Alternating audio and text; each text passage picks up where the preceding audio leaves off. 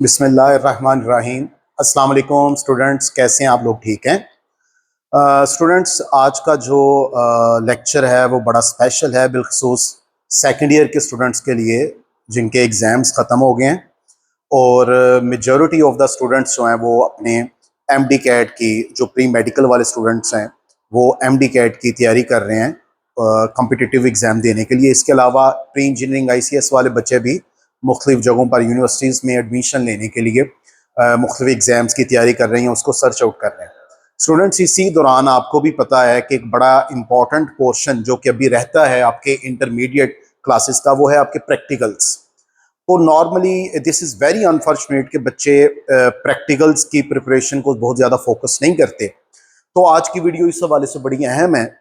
आज के वीडियो में मैं आपको कुछ इंपॉर्टेंट प्रैक्टिकल्स भी बता दूंगा कौन से हैं, और जो फॉर्मेट चेंज हुआ है और जो मुबैना तौर पर नया फॉर्मेट बना है, जो मुझे इंफॉर्मेशन मिली है, मैं वो फॉर्मेट भी आप लोगों से शेयर करूंगा। तो प्लीज़ ज़रा ध्यान से ये वीडियो देख लीजिएगा स्टूडेंट्स। आपका जो प्रैक्टिकल का पेपर होगा, उस प्रैक्टिकल के पेपर में आप यूं कह लीजिए कि 3 सेक्शन होंगे। सेक्शन 1 जो होगा इसमें पार्ट 1 के प्रैक्टिकल्स होंगे और आपको कोई 3 प्रैक्टिकल्स आएंगे, क्वेश्चन 1, क्वेश्चन 2, क्वेश्चन 3 की शक्ल में। इनमें से आप क्या करेंगे, जो आपको कोई 2 प्रैक्टिकल्स जो सबसे अच्छे आते हैं उनको आप टिक करेंगे। सपोज मैंने क्वेश्चन नंबर 1 और क्वेश्चन नंबर 3 को टिक कर लिया और आप एग्जामिनर के पास लेकर जाएंगे कि सर मुझे क्वेश्चन नंबर 1 और क्वेश्चन नंबर 3 सबसे अच्छा आता है।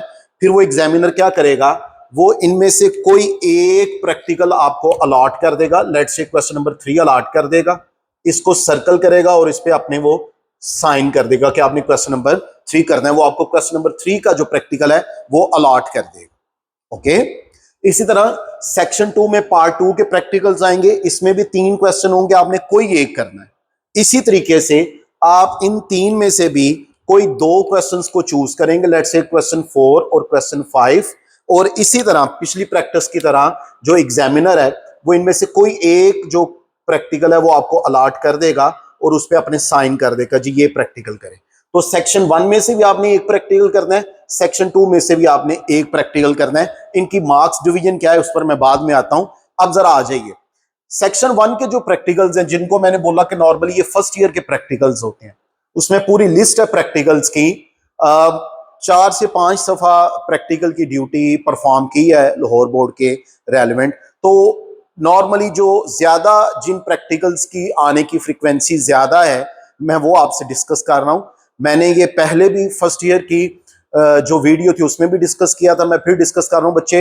ये कोई हतमी नहीं है, लेकिन ये मैक्सिमम जो अभी तक जो मैंने देखा है, अगर आप ये प्रैक्टिकल 7 प्रैक्टिकल है फर्स्ट ईयर के और बेटा तकरीबन 5 या 6 प्रैक्टिकल्स हैं सेकेंड ईयर के, अगर ये आप बड़े अच्छे तरीके से तैयार कर लेते हैं तो I am very hopeful, there are almost 100% chances कि आप पार्ट 1 में से भी कोई एक प्रैक्टिकल कर लेंगे और पार्ट 2 में से भी कोई एक प्रैक्टिकल कर लेंगे। तो प्रैक्टिकल्स को बहुत ध्यान से देखिएगा। पार्ट 1 में जो एक प्रैक्टिकल है, मैं पूरी लंबी चौड़ी स्टेटमेंट्स नहीं लिख रहा, मैं कीवर्ड्स लिख रहा हूं, उससे आपको आइडिया हो जाएगा। Volume of the cylinder calculate करना है बाय यूजिंग वर्नियर कैलिपर। तो पहला प्रैक्टिकल वर्नियर कैलिपर वाला, बच्चों को वर्नियर कैलिपर वाला प्रैक्टिकल के नाम से याद है, ये बड़ा इंपॉर्टेंट है।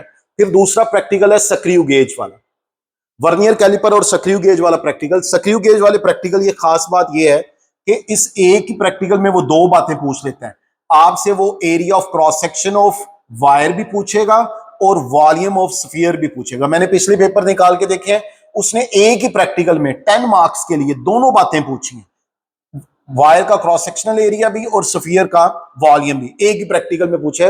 मतलब ये दोनों इकट्ठे आएंगे, कोई एक चीज नहीं आएगी, ठीक है। तो दूसरा प्रैक्टिकल ये। तीसरा प्रैक्टिकल ये है सिंपल पेंडुलम के रेलेवेंट 3 प्रैक्टिकल्स हैं सिंपल पेंडुलम के रेलेवेंट।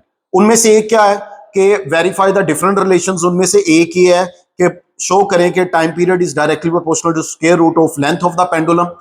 इस तरीके से भी आ सकता है, यहां बाज दफा कह देता है show that T over square root L is equal to constant, क्योंकि आपको पता है टाइम पीरियड का फार्मूला होता है T is equal 2 pi square root L over G. तो टी ओवर स्क्वायर रूट, अगर मैं एल इधर ले आऊं तो 2 पाई ओवर स्क्वायर रूट जी जो है ये कांस्टेंट हो जाता है। तो एनीवेज वो बाज दफा इस फॉर्म में भी पूछ लेते हैं। तो ये प्रैक्टिकल आ सकते हैं, तीनों इकट्ठे नहीं आएंगे, कोई एक आएगा। या दूसरा प्रैक्टिकल कह सकता है कि show that time period is independent of amplitude, amplitude के इंडिपेंडेंट है, ये आ सकता है। या तीसरा आ सकता है show that time period is independent of mass.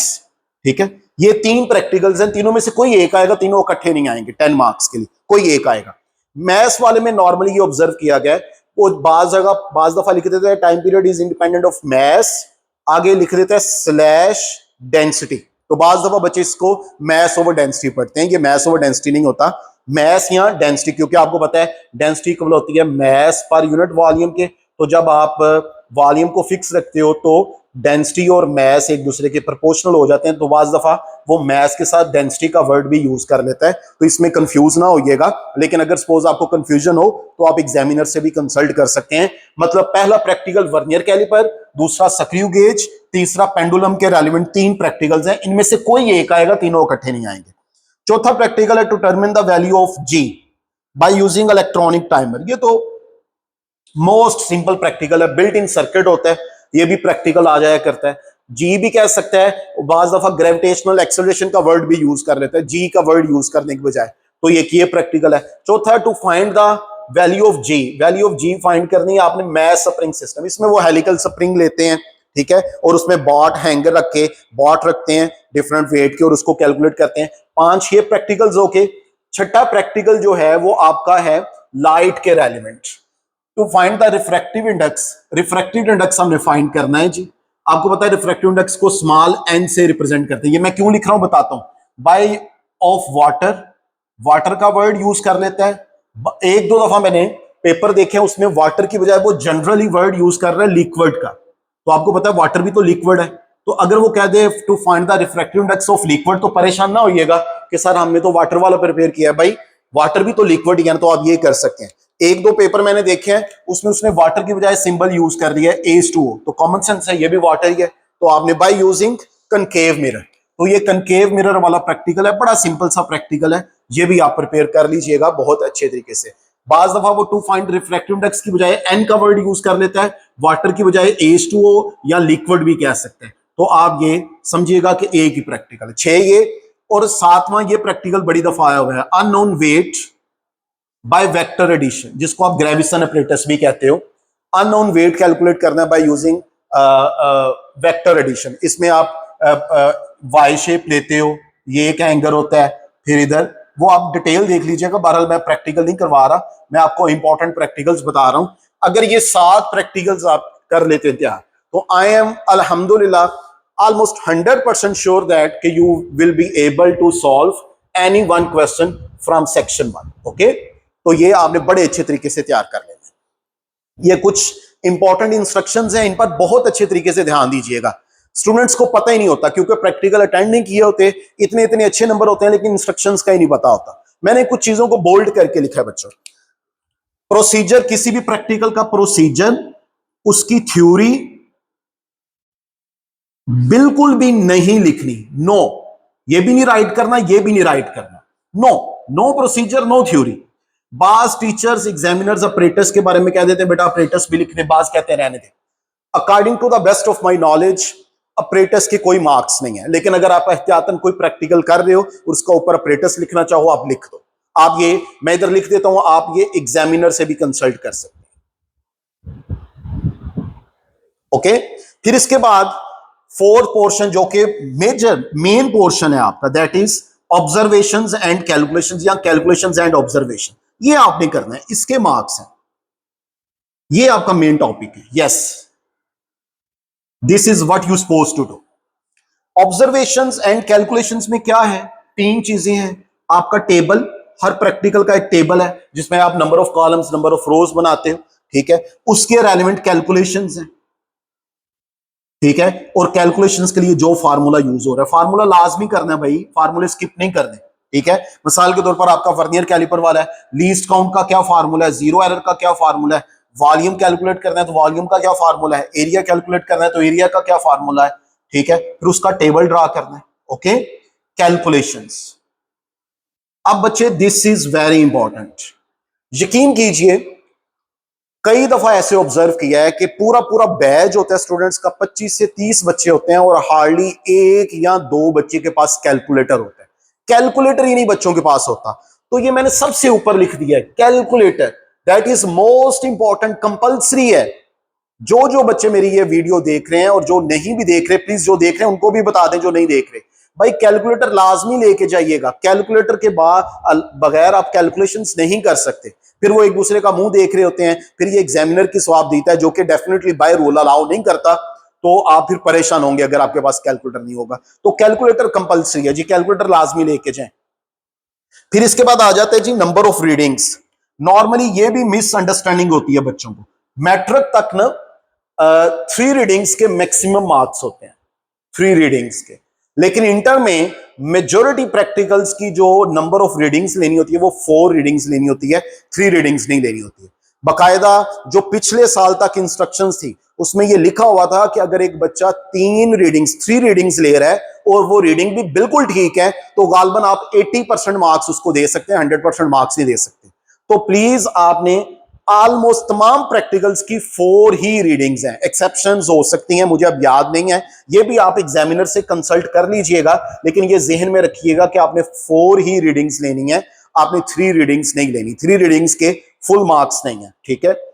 Part 1 के जो प्रैक्टिकल है इनमें कोई डायग्राम नहीं बनानी होती, एक्सेप्ट जो लाइट के रेलिवेंट प्रैक्टिकल्स हैं, लाइट के रेलिवेंट, जैसे मैंने रिफ्रैक्टिव इंडेक्स का, लेकिन बाज दफा क्रिटिकल एंगल और प्रिज्म वाला आ जाता है प्रैक्टिकल, तो उसमें डायग्राम, रे डायग्राम बनानी होती है परफॉर्म करके, तो उसमें डायग्राम जरूरी होती है। अदरवाइज पार्ट 1 के जो प्रैक्टिकल्स हैं इनमें डायग्राम नहीं होती, ये बात भी आपने याद रखनी है। इसके बाद पार्ट 2 के कुछ प्रैक्टिकल्स पर आ जाइए। पार्ट 2 का पहला प्रैक्टिकल है रेजिस्टेंस ऑफ गैल्वानोमीटर। गैल्वानोमीटर की रेजिस्टेंस फाइंड कीजिए। अच्छा, रेजिस्टेंस ऑफ गैल्वानोमीटर को हम बाज दफा आर जी से भी रिप्रेजेंट कर देते हैं या कैपिटल जी से भी रिप्रेजेंट कर लेते हैं, ठीक है, by using half deflection method. इसको हाफ डिफ्लेक्शन मेथड कहते हैं। ये आपका फर्स्ट प्रैक्टिकल है। एंड बाज दफा तो इतना ही आता है, ठीक है, बाज दफा वो कहता है एंड कैलकुलेट करंट आई लिख रहा हूं for maximum deflection. Maximum deflection कह देते हैं कि मैक्सिमम डिफ्लेक्शन के लिए करंट भी वैल्यू फाइंड। जब आपको गैल्वानोमीटर का प्रैक्टिकल है तो ये देख लीजिएगा क्या उसने सिर्फ रेजिस्टेंस फाइंड करने के लिए कहा है या आगे करंट फाइंड करने के लिए भी कहा है। अगर करंट फाइंड करने के लिए भी क्या है तो 1-2 स्टेप्स और बढ़ जाएंगे। तो ये भी बड़े अच्छे तरीके से आपने इसको रीड करना है कि उसकी डिमांड क्या है। फिर इसके बाद आ जाता है to determine the specific resistance. Specific resistance find करनी है जिसको आप रो से रिप्रेजेंट कर देते हो और जिसको रेजिस्टिविटी भी कहते हैं। बाज दफा वो कहते हैं टू डिटरमिन द रेजिस्टिविटी, बाज दफा कह देते हैं to determine the specific resistance. दोनों वर्ड यूज हो सकते हैं by using slide wire bridge. तो ये प्रैक्टिकल एक आ गया। फिर एक आ जाता है to determine the resistance of voltmeter. R V लिख दिया, आर फॉर रेजिस्टेंस है, V for voltmeter. To determine the resistance of voltmeter by using graph, R and 1/v के दरमियान ग्राफ। अच्छा, ये प्रैक्टिकल नंबर 3, ये ऐसा practical है अगर आप ये प्रैक्टिकल करते हो तो आपको इस प्रैक्टिकल में ग्राफ भी बनाना है। एक तो ग्राफ वो है ना जो अलहदा आएगा, मैं भी डिस्कस करूंगा, वो अलहदा क्वेश्चन है, लेकिन अगर आप क्वेश्चन नंबर 3 अटेम्प्ट कर रहे हो, ये आ जाता है, तो इसका भी एक ग्राफ बनाना है।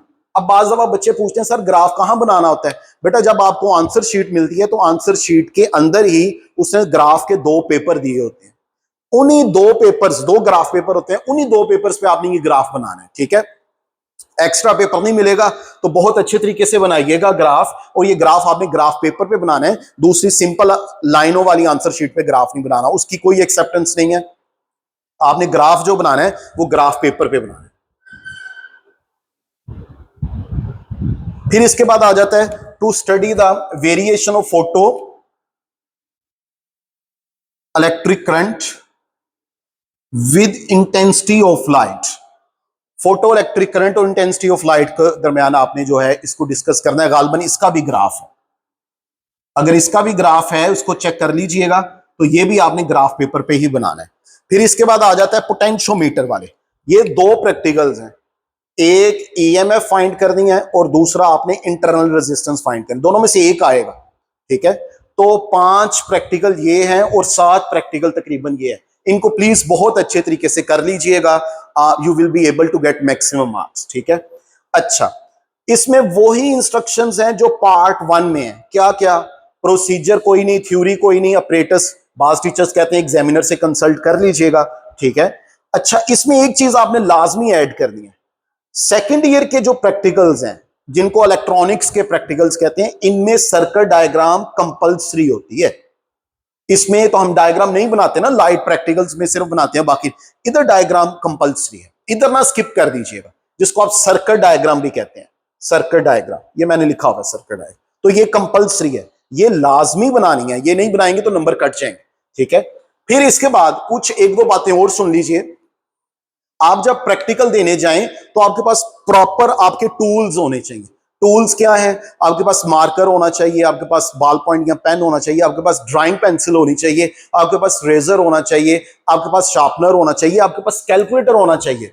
इन चीजों का ख्याल कीजिए। स्केल होना चाहिए आपके पास, प्रकार जिसको आप प्रकार यूज कर लीजिएगा, आपके पास डी सेट होना चाहिए, ये भी कभी ना कभी कहीं ना कहीं यूज हो जाता है। अगर आपके पास आ जाता है वेक्टर एडिशन, आपने एंगल वगैरह कैलकुलेट करना है तो इसकी जरूरत पड़ जाती है। बिलखुसूस बॉयज जो हैं वो इस मामले में बहुत ज्यादा नेग्लिजेंस करते हैं और फिर बाद में उधर एग्जामिनेशन सेंटर में बैठ के परेशान होते हैं। तो ये टूल्स सारे आपके पास होने चाहिए। मैं नॉर्मली बच्चों को ये कहा करता हूं कि बेटा जब भी ग्राफ बनाओ, चाहे वो ग्राफ आपका प्रैक्टिकल के हिस्सा है, प्रैक्टिकल का हिस्सा है या आपने अलहदा बनाना है, तो कोशिश करें पहले जो ग्राफ है वो आप ड्राइंग पेंसिल से, लेड पेंसिल से बनाएं और एक दफा बना के एग्जामिनर को चेक करवा दें। नॉर्मली एग्जामिनर कोई ना कोई रिमार्क्स देता है कि हाँ बेटा ठीक है, ओके है, ठीक है। आप उसकी शेप बनाएंगे ना, आपको खुद आइडिया हो जाएगा कि वो ठीक है या नहीं ठीक। जब आपको पता लगे कि वो ठीक है, उसमें कोई इशू नहीं है, each and everything is okay, तो फिर उसको परमानेंट कर दीजिएगा। एक बात और बड़ी अहम है, मेरे जहन में आ गई, मैं फिर भूल ना जाऊं। जब आप प्रैक्टिकल मुकम्मल कर लें, याद रखिएगा उस प्रैक्टिकल में कोई भी चीज आपने ड्राइंग पेंसिल से नहीं छोड़नी, क्योंकि ड्राइंग पेंसिल से लिखी हुई चीज की कोई वैलिडिटी नहीं है। कोई अरेज कर दे तो क्या पता आपने लिखा है या नहीं लिखा। अगर आपने कोई रीडिंग, कोई सर्किट डायग्राम, कोई ग्राफ वगैरह for time being lead pencil या ड्राइंग पेंसिल से बनाया भी है तो प्लीज उसको परमानेंट कर लीजिए, ताकि जब वो पेपर चेक होने के लिए बोर्ड में जाएं तो कहीं कोई मसला ना हो आपके लिए। तो इस चीज का भी आपने ख्याल करना है। अब आ जाइए मार्क्स डिवीजन पर। पिछले सालों तक कुछ और तरह की डिवीजन थी, अब डिवीजन जो चेंज हुई है मुबैना तौर पर, अब जो डिवीजन है वो कुछ इस तरह की है कि 30 मार्क्स का आपका टोटल प्रैक्टिकल है। इसमें सेक्शन 1 में भी 3 प्रैक्टिकल आएंगे जो कि फर्स्ट ईयर से होंगे, उनमें से एक प्रैक्टिकल करना है। हर प्रैक्टिकल के 10 मार्क्स हैं, ओके। इन 10 मार्क्स में से इन 10 मार्क्स को 2 पार्ट्स में डिवाइड किया गया। जो भी आप करेंगे, 5 मार्क्स जो हैं वो लैब एग्जामिनर के पास हैं। लैब एग्जामिनर जो प्रैक्टिकल आपका लेने आया है वो आपकी परफॉर्मेंस देखेगा कि आपने प्रैक्टिकल परफॉर्म किया है या नहीं किया, या किया है तो कितना किया है। अगर आपने सारा ठीक परफॉर्म किया है तो परफॉर्मेंस के वो 5 मार्क्स आपको दे देगा, मैक्सिमम 5 मार्क्स है। नेक्स्ट जो 5 मार्क्स हैं ये वो आपको देगा जो आपका पेपर चेक करेगा। पहले तो जो लैब एग्जामिनर होता था वही पेपर चेक करता था, अब वो पेपर चेक नहीं करेगा, रूल्स चेंज हो गया। अब ये बोर्ड्स में जाएंगे और बोर्ड में जो एग्जामिनर हैं जो पेपर चेक करा है वो पेपर चेक करेगा। और अगर आपका पेपर मुकम्मल तौर पर आपने 4 रीडिंग्स ली हैं, आपने ऑब्जर्वेशंस एंड कैलकुलेशंस बहुत अच्छे तरीके से की हैं, सर्किट डायग्राम है तो उसको प्रॉपर लेबल किया है, कहीं पर ग्राफ है तो उसको भी अच्छे तरीके से बनाया है, कोई मिस्टेक नहीं है, तो 5 मार्क्स वो आपको देगा। तो बात की जो समझ आई वो ये आई कि 5 मार्क्स लैब एग्जामिनर के हाथ में है और 5 मार्क्स जो है वो बोर्ड एग्जामिनर के हाथ में है। जो आपने राइट किया होगा ये आपकी राइटिंग के नंबर है, जो आपने राइट किया होगा वो नंबर आपको मिल जाएंगे। सेक्शन 2 भी 4, 5, 6 क्वेश्चंस, इसमें भी 5 मार्क्स की सेम डिवीजन है। 5 आपकी परफॉर्मेंस बेस पे है और 5 मार्क्स जो है वो बोर्ड एग्जामिनर आपको देगा, ठीक है जी। फिर क्वेश्चन 7 आ जाएगा ग्राफ। इसमें भी 2 क्वेश्चन होंगे ग्राफ के रेलेवेंट, आपने एक क्वेश्चन करना होगा और ये जो क्वेश्चन है ये भी आपने ग्राफ शीट पर ही करना होगा, जो कि आपको बोर्ड की जो आंसर शीट्स हैं उसी के अंदर सिलाई हुआ मिल जाएगा। इसके भी 4 मार्क्स हैं, 3 + 1। 3 मार्क्स में आपने टोटल ग्राफ बनाना है और 1 मार्क में आपने उस ग्राफ से कोई चीज कैलकुलेट करनी होगी, वो आपको दे देगा। फाइंड द स्लोप, ग्राफ का बिहेवियर बताइए, स्लोप बताइए, कुछ ना कुछ पूछने के लिए कह देगा, वो आप करेंगे तो उसका 1 मार्क है। तो टोटल 4 मार्क्स हैं ग्राफ के, और ये मार्क्स भी आपको बोर्ड वाला देगा। ये लैब एग्जामिनर ने चेक नहीं करना, ये भी जब पेपर बोर्ड में जाएंगे तो वहां पर चेक होंगे। बात कहने का मकसद ये है कि ये मार्क्स भी एग्जामिनर के पास नहीं है, बोर्ड वालों के पास ये मार्क्स है। फिर 3 मार्क्स का वाइवा होगा और 3 मार्क्स की नोटबुक और कॉपी होगी, ठीक है।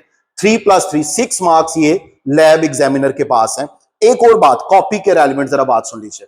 बोर्ड की बहुत स्ट्रिक्ट इंस्ट्रक्शंस हैं, जो कि बड़ा अच्छा किया है कि आपकी पहली बनी हुई कॉपी जो है वो एक्सेप्टेबल नहीं होगी। जब आप कॉपी लेकर आओगे तो एग्जामिनर आपकी जो पेपर की राइटिंग है और कॉपी की राइटिंग है उसको मैच करेगा, और अगर उसमें कोई गड़बड़ होगी तो वो आपके मार्क्स काट सकता है। बाय रूल शायद वो एक्सेप्ट भी ना करे, और अगर वो एक्सेप्ट कर भी ले तो शायद वो आपके मार्क्स काट दे। एक बात। दूसरी, बाज दफा बच्चे क्या करते हैं, बच्चे थोड़ी सी चलाकी करते हैं, या मासूमियत कह ले या चलाकी कह ले, बच्चे स्कैंड कॉपीज ले लेते हैं।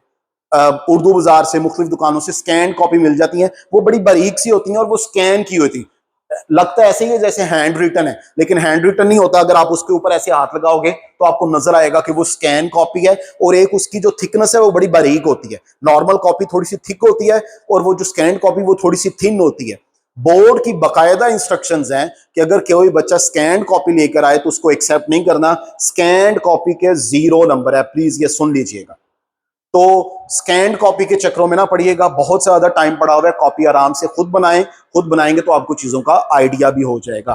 तो ये कुछ इंस्ट्रक्शंस हैं। अब इसका मतलब ये हुआ कि जो लैब वाले के आप मार्क्स, लैब वाले के पास जो आपके मार्क्स हैं 5 ये और 5 ये, 10 मार्क्स, ठीक है। 3 + 3 6, इसका मतलब है 16 मार्क्स मैक्सिमम है जो लैब एग्जामिनर आपको दे सकता है आपकी परफॉर्मेंस बेस पे। बाकी जो 14 मार्क्स हैं 5 + 5 + 4, ये आपको बोर्ड एग्जामिनर देगा। ये लैब एग्जामिनर आपको मार्क्स नहीं दे सकता। तो अच्छे तरीके से तैयारी करके जाइएगा, ठीक है। आपको टेबल बहुत अच्छे तरीके से आने चाहिए, आपको सर्किट डायग्राम बहुत अच्छे तरीके से आने चाहिए। 7 ये प्रैक्टिकल हैं और तकरीबन 5 या 6 ये प्रैक्टिकल हैं। 13-14 के करीब प्रैक्टिकल्स हैं बच्चों। अगर ये प्रैक्टिकल्स आप बहुत अच्छे तरीके से तैयार कर लेते हैं तो किसी किस्म की सिफारिश की जरूरत नहीं पड़ेगी। You will be able to get maximum marks. Please इसको ध्यान से देख लीजिएगा। होप सो आपका फायदा होगा। अगर किसी का कोई क्वेश्चंस हो, कोई अभी भी कम्प्लेक्सिटी या कोई चीज समझ नहीं आ रही, यू कैन आस्क मी, इंशाल्लाह आई विल रिप्लाई यू। अगली वीडियो तक के लिए अल्लाह हाफिज, थैंक यू सो मच।